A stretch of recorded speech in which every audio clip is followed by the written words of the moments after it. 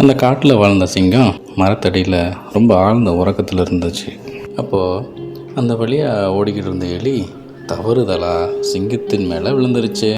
உடனே அந்த எலி, என்னை மன்னிச்சிடுங்க எஜமானே, தவறுதலாக நான் உங்கள் மேலே விழுந்துட்டேன் அப்படின்னு சொன்னிச்சு.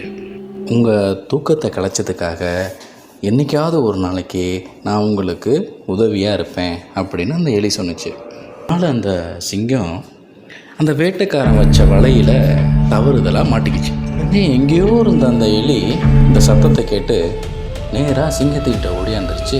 வந்தது மட்டும் இல்லாமல் தன்னோட கூர்மையான பற்களால் அந்த வலையை கடிக்க ஆரம்பிச்சிருச்சு. கொஞ்ச நேரத்திலேயே வலையிலிருந்து சிங்கம் விடுதலையும் ஆயிடுச்சு. அப்போ தான் அந்த சிங்கம் சொன்னது அந்த எலிகிட்ட, நீ ரொம்ப சின்னவனாக இருந்தாலும் பெரிய உதவி செய்ய முடியும் என்பதை அருமையாக நிரூபிச்சிட்ட அப்படின்னு. பிறகு இந்த சிங்கமும் எலியும் சந்தோஷமாக அந்த காட்டுக்குள்ளே பயணம் செஞ்சிச்சு.